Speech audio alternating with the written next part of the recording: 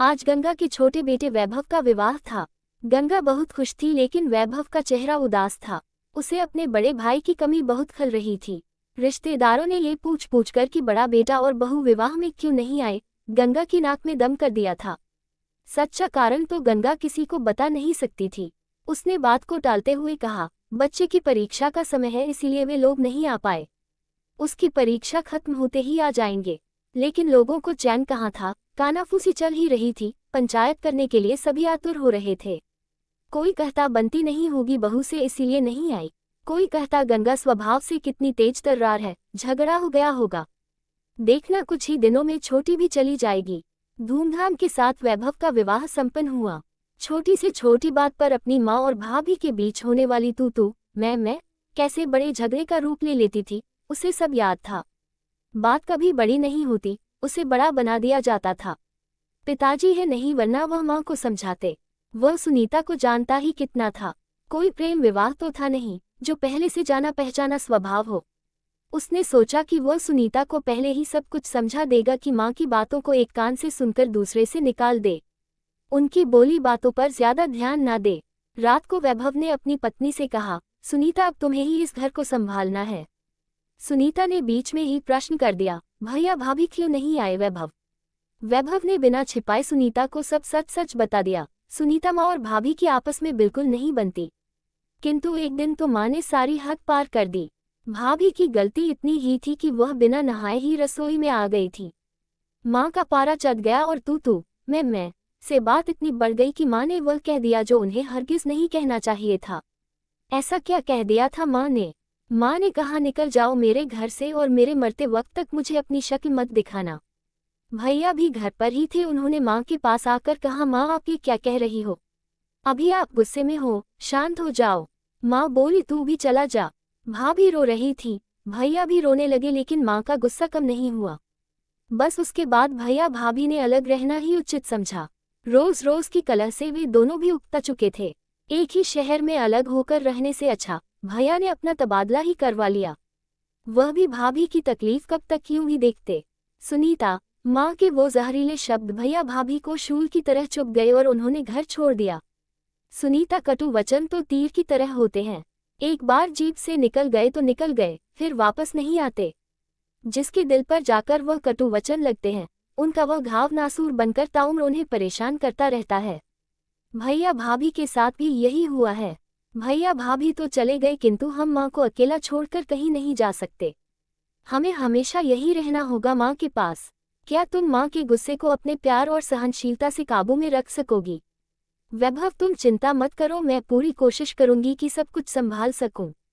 वैभव, क्या माँ को अब भी इस बात का एहसास नहीं कि उन्हें इस तरह के शब्द नहीं कहने चाहिए थे?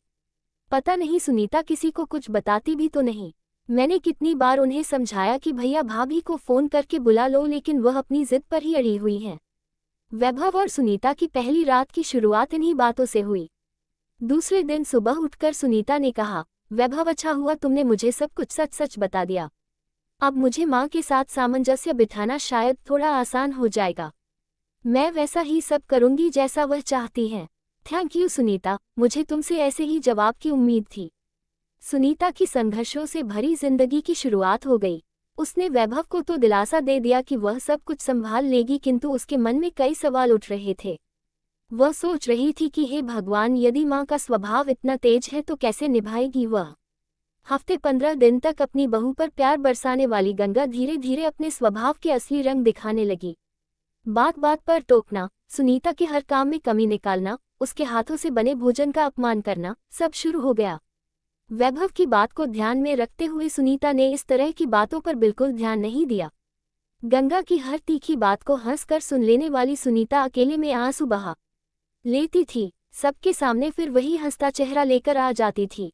इतने अच्छे स्वभाव वाली बहू पाकर भी गंगा का स्वभाव नहीं बदला। उसमें एक बेटे बहू को खो देने के उपरांत भी कोई परिवर्तन नहीं आया, जिसके कारण सुनीता के धैर्य का बांध अब टूट रहा था। वैभव पहले की तरह अब भी सब कुछ जानता था, जबकि सुनीता कभी भी उससे किसी तरह की कोई शिकायत नहीं करती। सुनीता के चेहरे की झूठी मुस्कुराहट ही वैभव के समक्ष सारे राज खोल देती थी। कभी कभी सुनीता की आंखों में दबदबाए आंसू चोरी छिपे वैभव को दिख जाते थे। तब वैभव का मन बैठ जाता, क्या करूं? गंगा हर रोज की तरह आज भी पक्षियों को दाना डालने आंगन में गई। गंगा के बाहर आने से पहले कांताबाई आंगन की सफाई कर पत्ते बाहर फेंक चुकी थी। गंगा ने दाने डाले लेकिन वृक्ष से कोई भी पक्षी नीचे दाना चुगने नहीं आया। तब गंगा ने अपने वृक्ष की तरफ नजर उठाकर ऊपर देखा तो आज उसका हरा भरा लहलहाता वृक्ष सूना दिखाई दे रहा था। धीरे धीरे पत्ते उसका साथ छोड़ गए थे। ये दृश्य देखकर गंगा दुखी हो गई। उस पर घोंसला बनाकर रहने वाले पक्षी अपना घोंसला छोड़कर कहीं दूर जा चुके थे। गंगा सोच रही थी कि उसका हरा भरा वृक्ष कैसे सूखी टहनी की तरह हो गया, बिल्कुल खाली, बिल्कुल सूना। पक्षियों को आराम नहीं, पत्तों का साथ नहीं, इसलिए वह भी यहाँ से चले गए जहाँ उन्हें सुकून मिलेगा, उनका मन आनंदित होगा, शाम आराम से शांतिप्रिय वातावरण में उन्हें सोने देगी।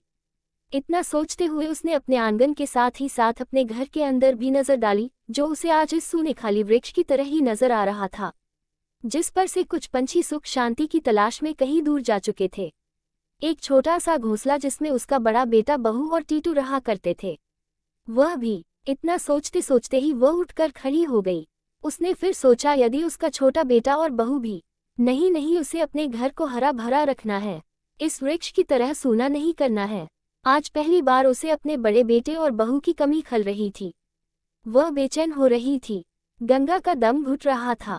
किस तरह अपनी बड़ी बहू को वह ताना मारा करती थी, बात बात पर अपमान करती थी, उसके हर काम में कमी निकालती थी। आज वह यही सब अपनी छोटी बहू के साथ भी कर रही है। वह सोच रही थी, आखिर क्यों बहुओं को बेटी जैसा प्यार न दे पाए। पश्चाताप के आंसू उसकी आंखों से नीचे टपक रहे थे। उन्हें पोंछने के लिए आज तो उसके पास एक बेटा बहू है, लेकिन यदि वे भी अपना घोंसला कहीं और बना लेंगे तो वह क्या करेगी? इस पतझड़ के मौसम में अपने पत्तों से बिछड़े सूने वृक्ष ने गंगा को उनकी गलतियों का एहसास करा दिया। आज दोपहर को जब वे सब खाना खाने बैठे तो आज पहली बार खाने का पहला कौर खाते ही गंगा ने कहा, बहुत ही अच्छा खाना है। वैभव और सुनीता एक दूसरे की तरफ अचरज भरी नजरों से देखने लगे। गंगा के मुंह से ऐसे बेशकीमती शब्द सुनकर सुनीता फूली नहीं समा रही थी। गंगा के मुंह से ये सुनकर उसे ऐसा लग रहा था, शायद आज सब्जी बहुत ही ज्यादा अच्छी बनी है, माँ कोई कमी निकाल ही नहीं पाई।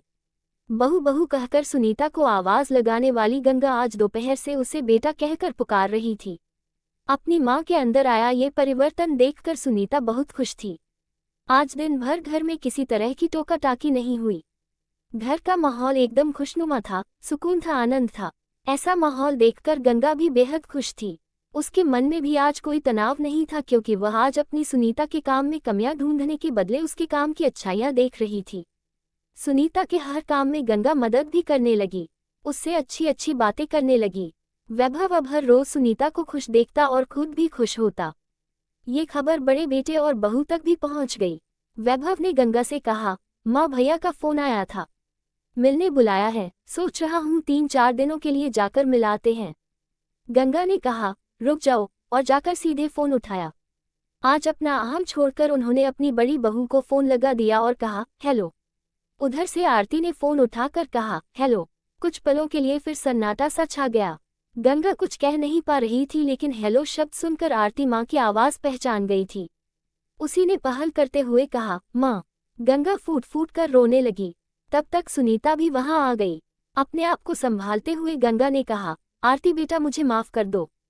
फोन स्पीकर पर था। गंगा का बड़ा बेटा मोहन भी वहीं पर था। आरती ने कहा, माँ आप ऐसा क्यों कह रही हो? नहीं बेटा, इस शादी में तुम्हारी तीनों की बहुत कमी लगी। मैं अपने गुस्से में बोले हुए शब्द वापस लेती हूँ। मैं तुम्हारा इंतजार करूंगी यदि तुम मुझे माफ कर सको तो। पता नहीं मैंने ऐसा क्यों किया। मैं जानती हूँ ज्यादातर गलती मेरी ही थी। तुम्हारे जाने के बाद भी मुझे यह एहसास नहीं हुआ, लेकिन अब मुझे अपनी गलतियों का पश्चाताप करने का एक मौका दे दो। नहीं माँ आप ऐसा मत कहो, और प्लीज माँ आप रोना बंद कर दो। गलती तो हमारी भी है। हमें भी आपकी गुस्से में बोली बात के कारण घर नहीं छोड़ना चाहिए था, पर जो हो गया सो हो गया। हम आ रहे हैं माँ आप सबसे मिलने। आरती के फोन रखने के बाद उसने जैसे ही मोहन की तरफ देखा, उसकी आंखों में आंसू छलक रहे थे। आरती ने कहा, प्लीज मोहन रो मत। मोहन ने उसे गले लगाते हुए कहा, आरती इतने दिनों से मुझे इन्हीं लम्हों का इंतजार था। कुछ दिनों पूर्व सुनीता के चेहरे पर छाई उदासी देखकर वैभव के मन में भी कभी कभी दूर चले जाने का ख्याल आ जाता था, लेकिन अब वह ख्याल उसके दिमाग से गायब हो चुका था।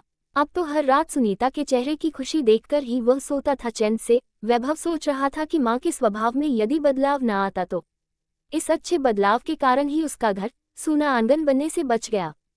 इसी बीच सुनीता प्रेग्नेंट हो गई। खुशियां कई गुना बढ़ गईं। बड़े बेटे बहू का आना जाना भी चालू हो गया। वह तो पास के ही शहर में थे तो हर रविवार घर चले आते थे। सब साथ में सुख और शांति से समय व्यतीत करते। इस तरह एक घर बिखरते बिखरते संभल गया। गंगा सोच रही थी पतझड़ के बाद नई कोपलें फूट जाती हैं। वृक्ष तो फिर से हरा भरा हो जाता है। घोंसले भी बन जाते हैं, पक्षी भी चहचहाते हैं, लेकिन घर से यदि कोई जोड़ा अलग चला जाए तब तो उसका वापस आना लगभग असंभव ही होता है। वह आंगन फिर से वैसा ही हरा भरा कभी नहीं हो पाता। वक्त रहते वह संभल गई, इसलिए छोटा बेटा बहू उसके साथ हैं, वरना उसके घर पर ऐसा पतझड़ आता कि वह फिर जीवन भर हरा भरा नहीं हो पाता। आंगन में बैठी गंगा आज अपने वृक्ष को निहार रही थी जो फिर से हरा भरा हो गया था। पक्षी घोंसला बना रहे थे। सुनीता ने भी एक बिटिया को जन्म दिया। घर में भी किलकारियां गूंजने लगीं। लेकिन बेटे के विवाह के बाद क्यों हमारा मन इतना छोटा हो जाता है।